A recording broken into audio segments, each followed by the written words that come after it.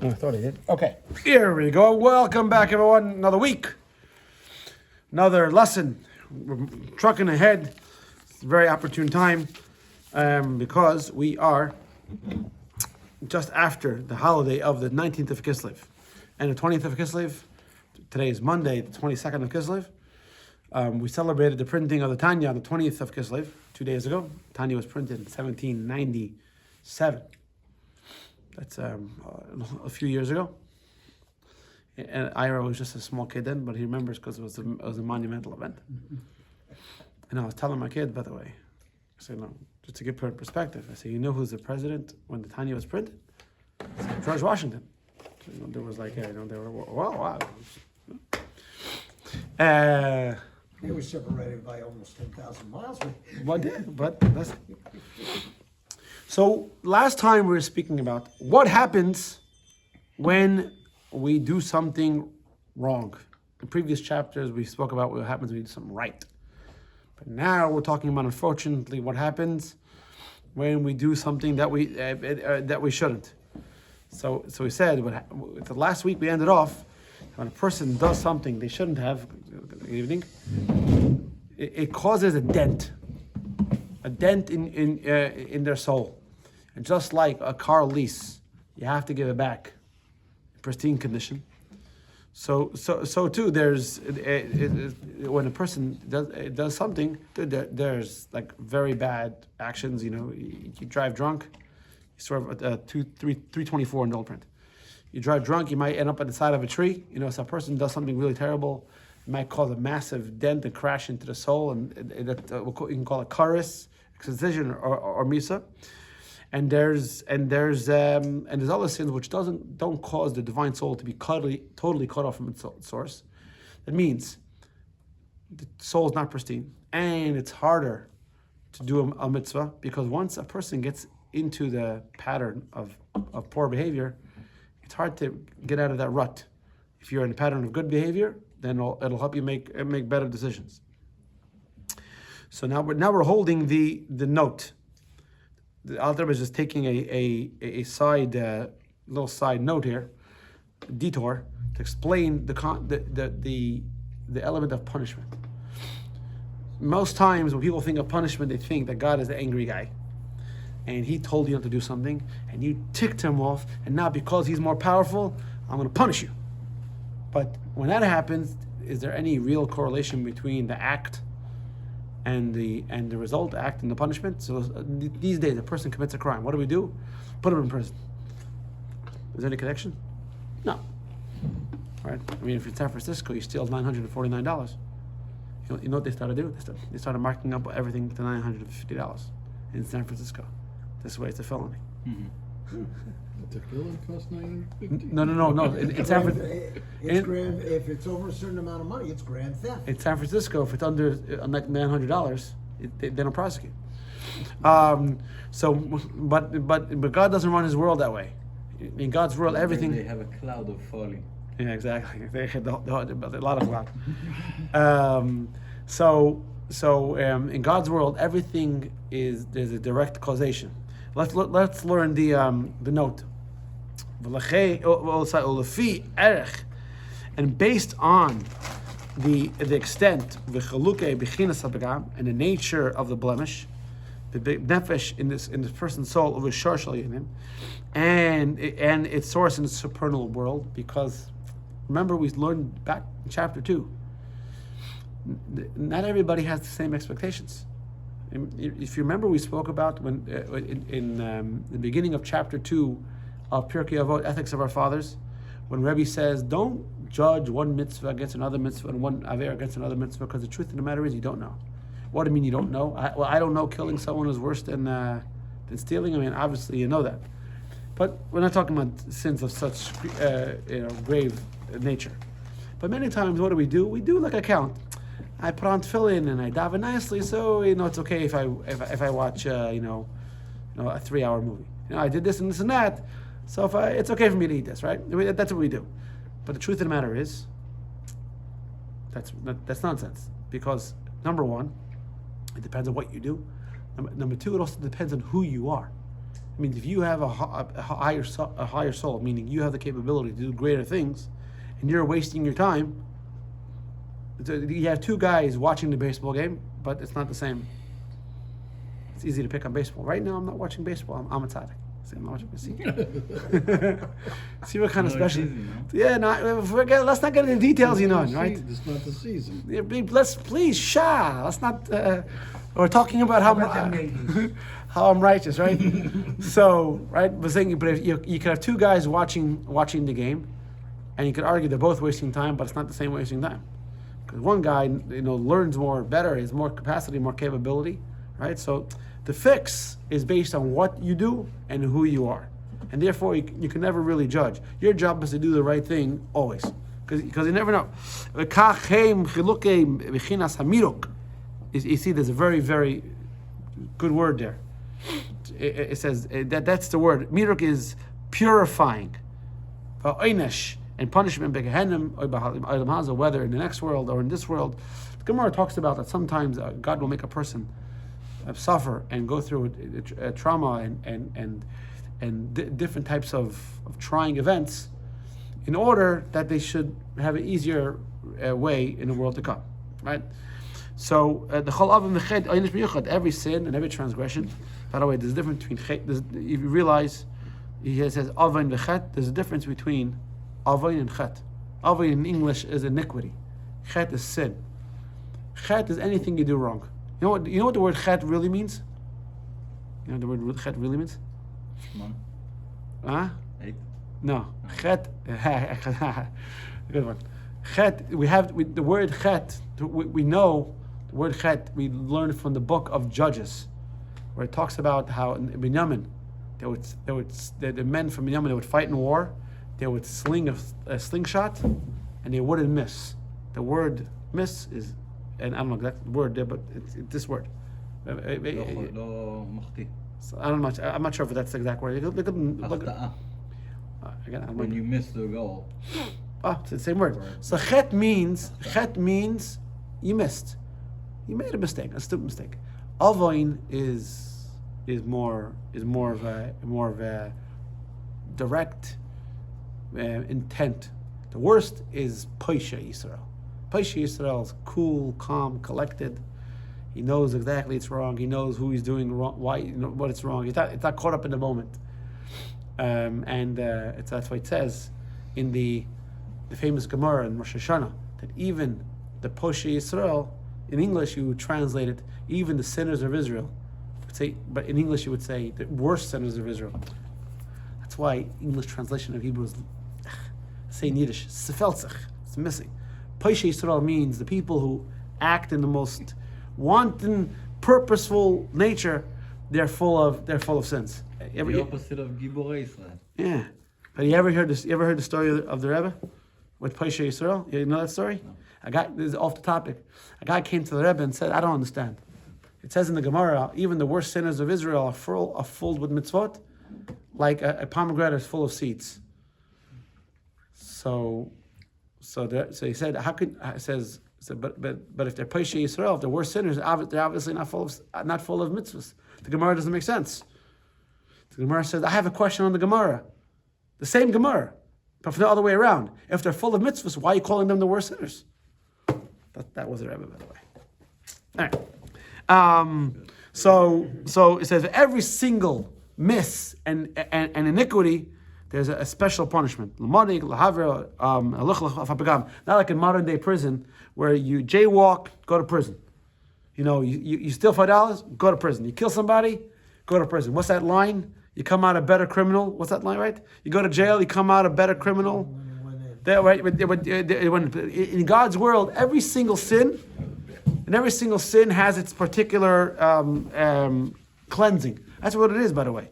The word here, lichloch means shmutz. When a person does something wrong, they're covering themselves in dirt. You have a small baby, right? And sometimes she'll get really dirty, and you put her in the bath. She doesn't like it, and sometimes it's a quick bath, but sometimes she's really dirty. Yeah, I don't like the bath. Well, sorry. Well, you shouldn't have, taken the slime and put it through your hair, right? And And similarly, the blemishes for worse sins, not every sin, not every person is the same. That's why it's called a pigam, right? All right, back in the regular print. So now, remember in previous chapters we learned that when you do a mitzvah, it's not only your soul doing the mitzvah, it's your entire being doing the mitzvah. It means because your soul can't do the mitzvah on its own, right? The soul needs the hand to put on tefillin. And it's not just the body, it's the food you ingested that gave the body energy. It's everything that's elevated. And we started off the chapter saying, everything correlates. Everything is opposite. Everything is balanced. So when a person does an avera, מידה כנגד מידה. well, right. I don't Hashem's know. world. I'm saying, but not on making a midah, but it's everything zel umazeh. Everything's balanced. So just like when you do an avera, God forbid, it's not just the person's soul is doing it. Your entire being. Harigam nefesh achiyunis habahamis. Also, your vivifying soul. The soul, the energy that animates your body. Habahamis, that the physical self. Hamalvashas bergufay. That clothed into your body, v'chein gufay, and also your body. Chayzrim v'oilim esitrach v'klipa zu. So it says when you do an avera, it sinks down. But the good news is you're not stuck there. That's the marvelous thing about klipas nega. Klipas nega it's not set. It's up to you. We said a bunch of times. The world is divided into three categories. There's holy, there's impure, and there's not yet. Depends on you. Right? And certain things, once you make them holy, they're holy. Like leather, tefillin. Once you use them for mezuzah tefillin, they're holy. You can't unholy them. But then there's you. You, and this is the bad news, so to speak.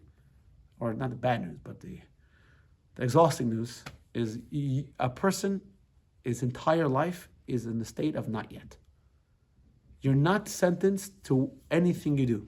You could be a tzaddik, a perfectly righteous person. Right now, it's 8:47 on Monday, December 23rd, Chavbet B'Kislev, and you can say, for the entire day, I was a perfect Jew.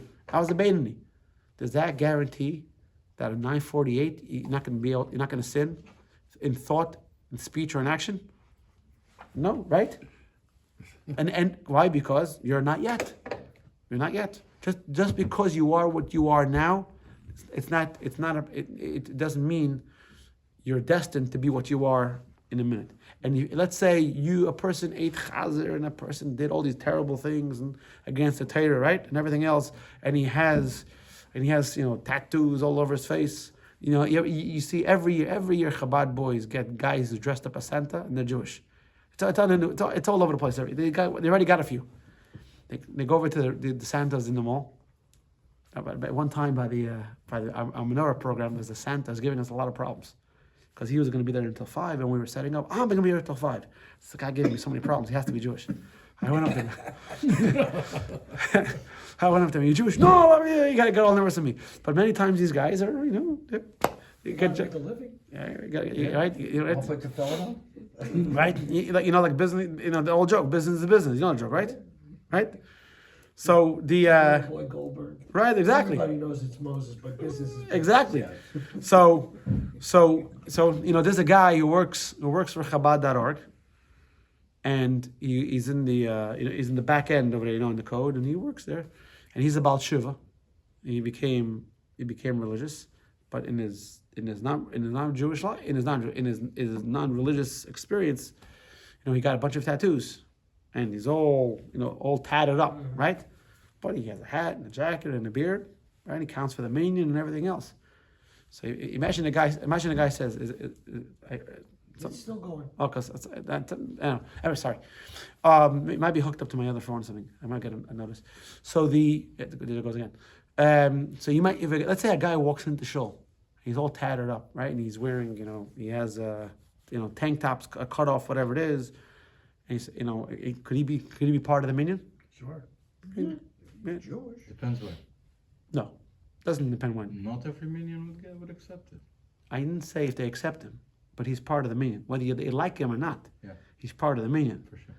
See, the Gemara says, the Zohar says, we actually quote it in. It's quoted in Tanya. that when 10 Jews get together, the energy, the godly energy, the energy is so strong, the angels run away because they're afraid to be destroyed. It doesn't say 10 Jews wearing black and white. Yeah. It doesn't say 10 Jews with a kippah and tzitzit. It doesn't say 10 Jews with curly hair. It says 10 Jews, period. So whether you choose to recognize it, doesn't make a difference. That's by the way, our problem. That we think we get to categorize who's better. We don't get to do that. There was I think I told you the story. The Rebbe would give out honey cake before Yom Kippur. It's called lakach. If you come to shul, you see me, right? But it wasn't enough time on Yom Kippur. So people would come on the last day of Sukkot on Hoshana Rabbah. And it was a line all the way down. And people would come from all over the place. So one time a guy came from another Hasidic community, okay? And when I say another Hasidic community, I'm talking about, with the payas. And the guy in front of him is with ripped jeans, long hair, and a t-shirt. And the guy behind, he's sitting there saying to him, because he's going to meet the greatest rabbi, the holiest person in the generation, right? And he can't. The guy in front of him is dressed like a yuppie. He's like, he can't. He's like, what does this guy know about a Rebbe? What are you doing? He finally turns around to him. He said, what are you doing here? He said, what are you talking about? This is my rabbi. I love him. He loves me, right? That's, yeah. Powerful. No, it's powerful because the Rebbe saw you for what you are, not what other people think. It doesn't make a difference. But that's the Rebbe. No, but the Rebbe wanted us to look that way. Every Jew counts. You don't, so let me tell you something. Let's say you have a religious Jew who stays at home. And you have a Jew who's tatted up with shorts and then comes to shul. Who's holier? The guy in the minyan. What do you mean? It's not even a comparison. Why? Because we all exist in a not yet. That's exactly what you are. Nothing what you did, like those old those commercials for investing. Past performance is not an indicator of future, whatever it is. Just because you acted a certain way. This is by the way, one of the most uplifting and hopeful messages of the Tanya. Just because you were, and it could be for 50, 60, 70, 80 years. Rabbi Akiva didn't know olive bays until he was 40 years old. And not only he didn't know olive bays, he hated religious people. He hated religious He people. would kick religious people. He said you even want to bite them. He hated the religious people. There is no such thing as it's too late. Want to know when it's too late? You'll know. When you're in a box, then it's too late, right? It's never ever too late. And don't get and by the way, and now we're talking about Hanukkah, the Second Temple times. There was a Kohen Gadol. One of the tragedies of the story of Hanukkah, by the way, is after the story of Hanukkah. After the story of Hanukkah, the Chashmonaim family were a family of Kohanim. They decided, and the rabbis went along with it because the country was so fragile. Shimon, which was the only surviving brother, there were 5 Maccabee brothers: Judah, Jonathan, Yehuda, Yonasan, Yechanan, Elazar, and Shimon. Out of the 5 brothers, only Shimon survived. There was a 12-year war. We spoke about this in the previous class. The war to free Israel from the Greeks was 12 years. Only Shimon survived. So he became Kohen Gadol, which was, okay, understandable. But he also made himself king. Now, in the Torah, clearly it says there has to be a split in power between the priesthood and the kingdom. Balance of power. But the rabbis at the time felt that the country was so fragile, the country needed to rally around one person. So begrudgingly they went okay with it. The problem, what the problem was? The problem wasn't Shimon. The problem was Shimon's kids. Great people don't always have great kids. Right? Look at history. No, look at history, right? Even Moshe Rabbeinu. No, Moshe Rabbeinu's kids were great kids. Didn't he have one kid? No, that's his great grandchild. Great grandchild. Yeah, his kids were fine. They weren't leaders, but they were fine. Yeah. But no, if you want to talk about Chizkiyahu's kids. Chizkiyahu's kids were the Tzidkiyahu's kids were the bad ones. Menashe and Rav Kakash, whatever. So what happened was, it's a tragedy. The whole family is wiped out. In fact, the Gemara says, whoever says they're from the family of the Chashmonaim, they're a slave, because there is no one. Anyway, one of the tragic figures was a rabbi. He was a Kohen Gadol. His name was Yechanan Kohen Gadol. In his Greek name, why do we know his Greek name? Because he became a Tzedukian. His name was John Hyrcanus, I think, if I remember correctly. And he was a Kohen Gadol for many years. You know what it means to be the Kohen Gadol? It means you walk into the Holy of Holies. Now, only a person of great spiritual stature, meaning of the purest mind and heart, would be able to walk into the Holy of Holies on Yom Kippur. Because if not, the person would die. Is this the time though that they would buy the kiona? Later. That was later. Later. That was later. But Romans. This was. This was. Second time. No. This was during. This is after the story of Hanukkah. This is in between the Greeks and the Romans.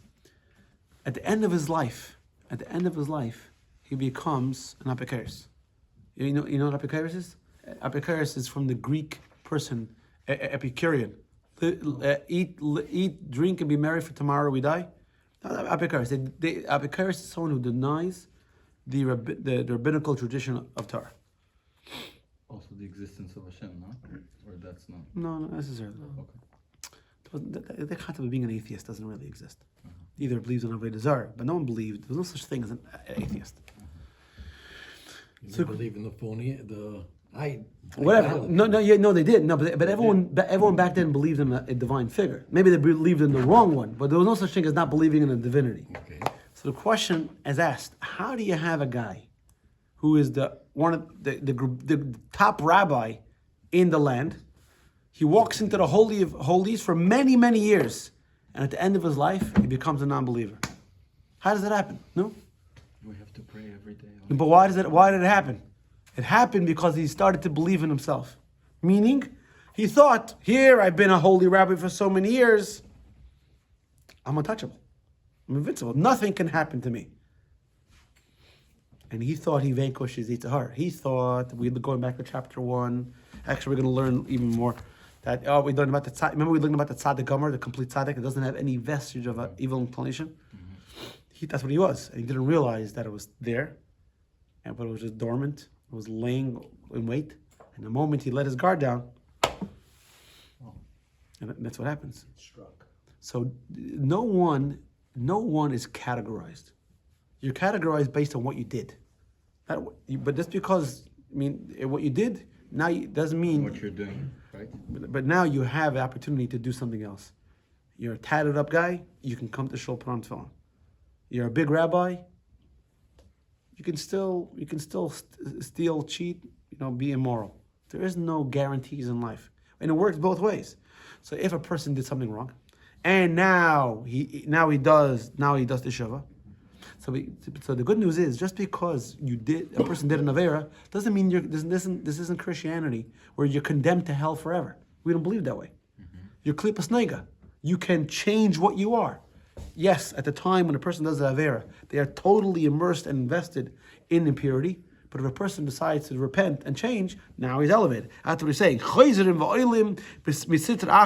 he returns and rises from the sitra achra with a klip azu, umiskarvin, he becomes close, the kedusha, nefesh alakis, to the holiness of the godly soul, malveshas behem, that are clothed in them. Hamaminim b'Hashemecha, the divine soul. Why? Because the divine soul always believes in Hashem. Because you always have a connection to God. You may not feel it sometimes, you may not know it's there, but you always have that connection. And look what he says, the gam b'shas. And even when you're sinning, you still believe in God. There's the famous line in the Gemara that a thief, before he breaks into the house, what does he do? He prays to God that his mission should be successful. So the famous question is, who are you praying to? The God who told you not to steal? Mela. If you believe in him, don't steal. And if you don't believe in him, why pray? So Chassidus explains. Chassidus explains. Cover all bases. Yeah, exactly. Chassidus explains, and the Alter Rebbe quotes this in Tanya.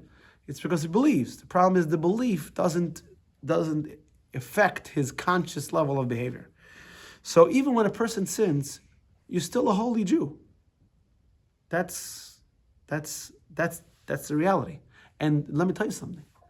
This is what the Jews found out the hard way throughout the generations. They thought, if I act this way, if I dress this way, I'll finally be accepted by the Gentiles.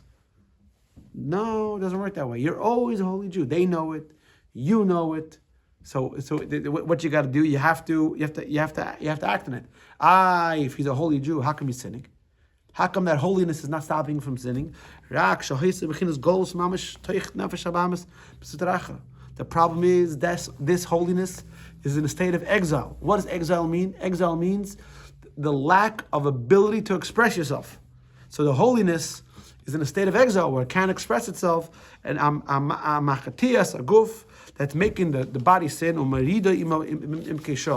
it's dragging the soul down. Because remember, your godly soul wants to go up.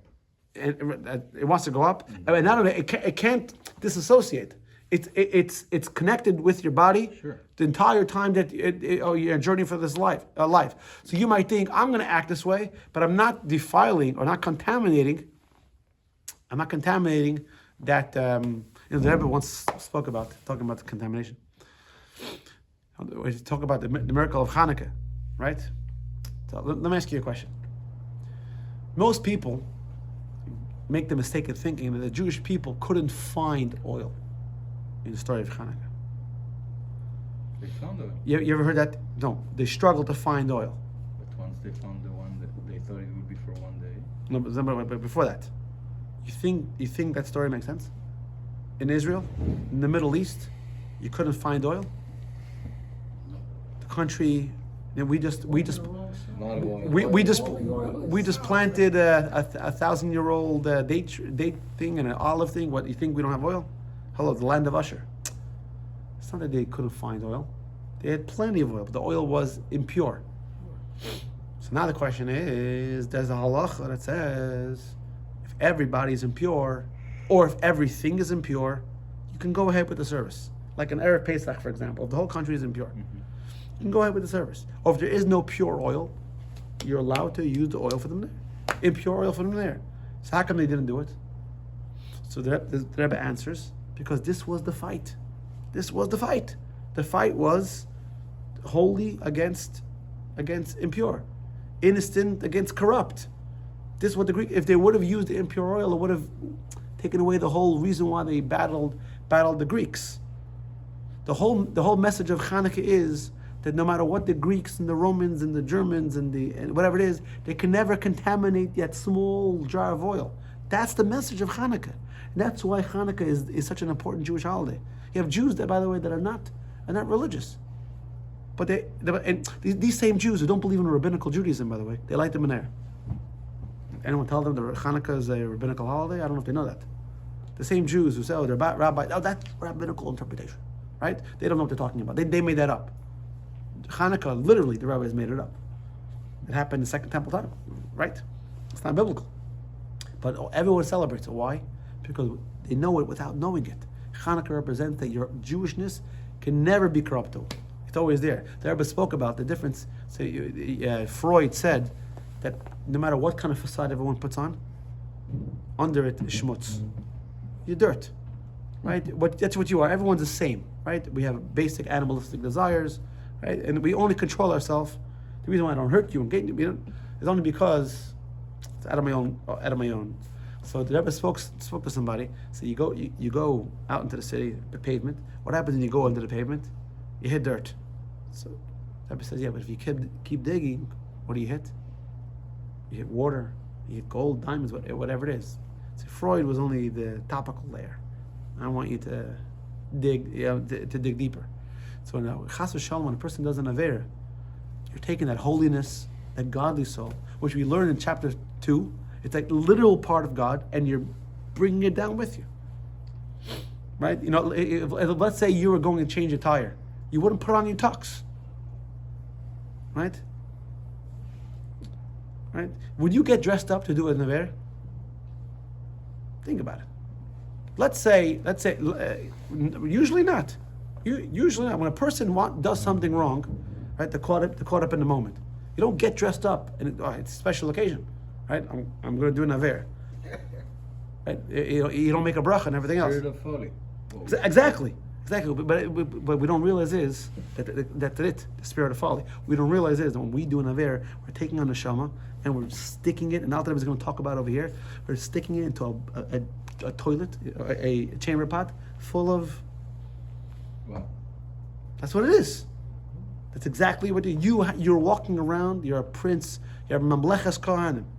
We're called the nation of priests. We have a spark of God inside of you. What are you doing acting like an animal? So why, if you're not, then why are you? Because you're not thinking correctly, right? If a human being starts walking on all fours, like these days, we're talking about the furries, they're not normal. They need help. There's something wrong with them. If a human being thinks he's an animal, something's wrong. If a yid doesn't act like a yid, something's wrong. You don't realize what you are. So you drink, and we learned in the first part of the chapter that when a person does something wrong, he's even lower than the spirit of impurity, because the spirit of impurity was created by God for reward and punishment, right? For balance, free choice. They're functioning exactly as they're supposed to. But they're finishing up the chapter 326. But when a person does something wrong,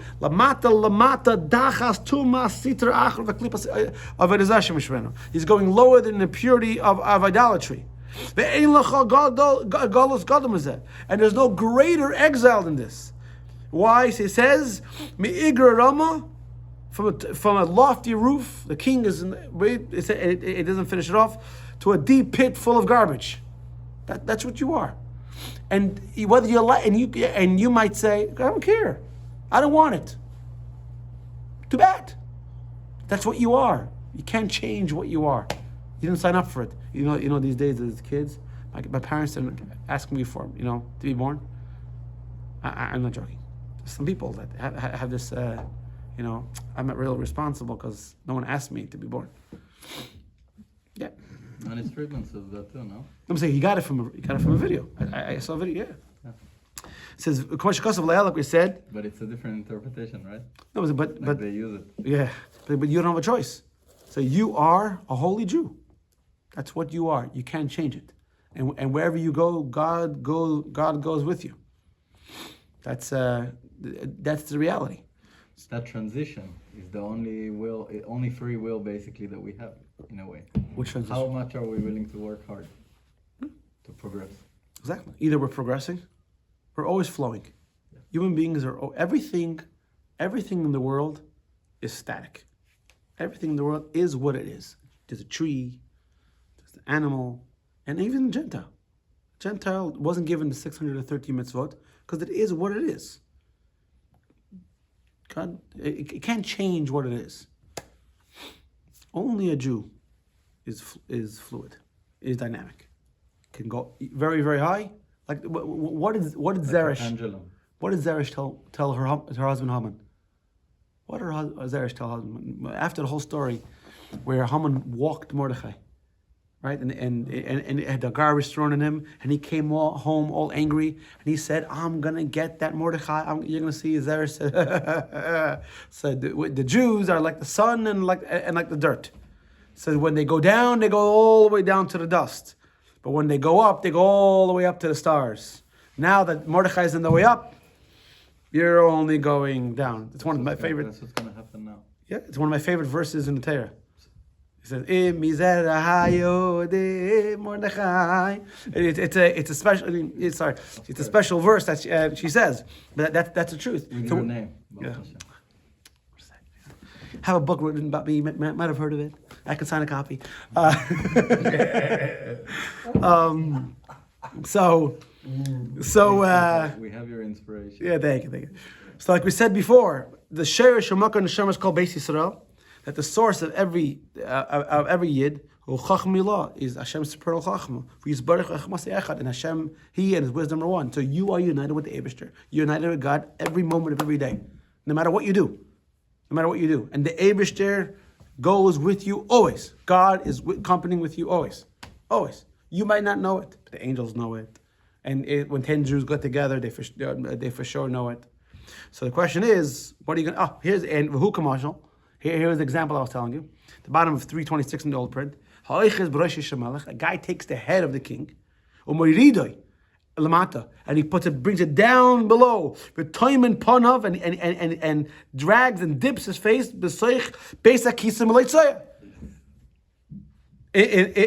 a toilet full of filth.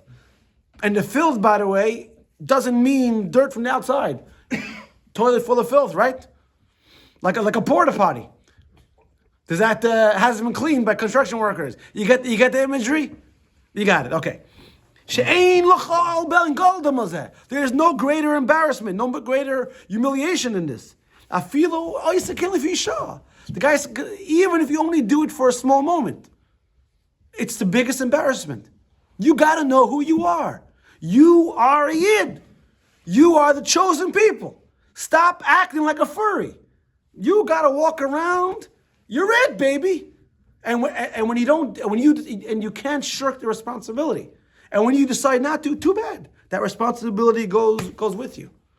So start acting your part. By the way, not talking about Hanukkah. You want to know another reason why Hanukkah is so special? Because Hanukkah is the story of the oil. Oil doesn't mix with any other liquid. Oil always floats to the top. Same thing with the Yidden. We don't mix. That's true. Bilam called us Am Badad Yeshkain. We're a nation that dwells alone. We have our own agenda. Because the klipas Sister are called vomit and filth, as it's known. So we're going to stop here at chapter 24. This is what you got to think. When you do a mitzvah, you have the opportunity to go up, up, up, up, up, up. God forbid, before a person does an Aveira, he should think, is this what I want to do? Let's go back to last week's Parsha. Yosef was being seduced by his master's wife. Potiphar, right? By the way, it says the reason why she was next to Tamar, because she had holy intentions. Okay. Because she saw that she was supposed to have children. It wasn't her, it was her daughter, us not, but whatever. It says, and she was on to Yosef, and she would change her outfit twice a day. In the morning, she would wear something else in the afternoon, right? Osnat is the daughter of... Potiphar Kohen, Potiphar? Yeah. No, but the Bat Potifera, no? Rashi says it's the same person. Potiphar Kohen. Rashi says why he changes his name, because he desired Yosef, and the whole thing happened to him. I thought they brought Dinah, and she's Dinah's daughter. I'm sorry, but a different midrashim. Anyway. Okay. Listen. Anyway, so what happens is, where was I? You remember, Yosef's mother died when he was 9. His brother sold him when he was 17. He's thrown into prison for a crime he didn't commit. Right? The guy's life has been miserable. No one cares about him. If he was existing today, he'd be on so many antidepressants and drugs. Right? And everybody would say, what do you want from the guy? The guy has had a bad life. By the time, he's 18 years old over here. So finally, someone takes notice of him. A pretty woman, a rich, powerful woman. And she wants him. And he keeps saying no. And finally, one day he says, you know something? The heck with it. Why not? Right? And he's about to go through with it. So he says he sees the image of his father before him, and Yaakov says to him, the Medrash says, Yaakov says to him, is this what you want to be remembered for? In the future, the Kohen Gadol is going to wear the 6, the 2 stones here on the ephod. It's going to have Reuven, Shimon, Levi. Says, you do this, you're out. Is it worth it? Is she worth it? Come on, man. She's not worth it. And Yosef says, you're right. And the moment Yosef has that, right away, the decision becomes very easy. Because they were also big tzaddikim. They were all in a different... But wrong? But you're not wrong, but you're not right. The reason why it's a story in the Torah is not to tell us that a big tzaddik did something. It wouldn't be relevant to us. The reason why the story is in the Torah is that we can relate to it. Because in the story of Yosef, he had this animalistic desire, and you could understand where it's coming from and everything else. He's an 18-year-old kid with tremendous hormones and everything else. Fire. Right? Fire. Right? And then he had the image of his father, and the moment he had this rational discussion with himself, and he realized it's just not worth it. And all of a sudden the decision becomes very easy. And that's going to lead us into the next chapter. The Alter Rebbe is going to say, and now you understand why the verse says it's very easy. Because when you think that a mitzvah elevates you, and an Avera schleps you down into the worst places, all of a sudden the decision is not like this. It's, why would you do, I'll end up with one final story. I might even repeat the story next week. What's in 2 weeks? Next week is Hanukkah. No class. No class next week. You're eating latkes. We can't also study on. In We time. can study The tomorrow. problem is Tomorrow I know, but Tomorrow. next week, Yes, you can. Oh, yeah. no problem. Yeah. And it's also their New Year's. No, but actually, but I'll tell you a story. Chodesh for us this time. I know, but there's nothing wrong with it. The Rebbe once came out at 12 o'clock to Sidney Hecht and told him Happy New Year. So the Rebbe said, so he said to the Rebbe, but we don't hold by it. So the Rebbe quoted a pasuk that says Hashem counts by the counting of the Gentiles. It's not idolatrous. It's secular. It's different. December 25th is idolatrous.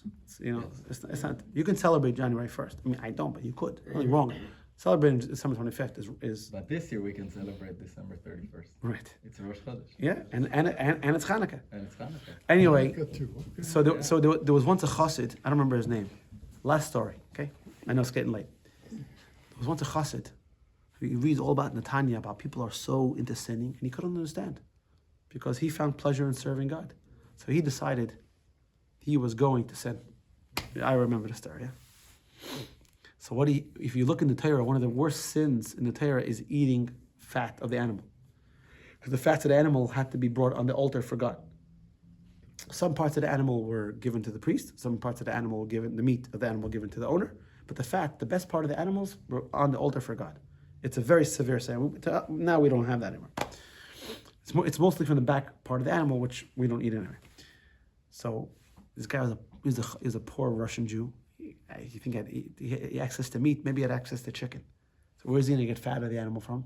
He had an idea. In the olden days, the candles were made from fat.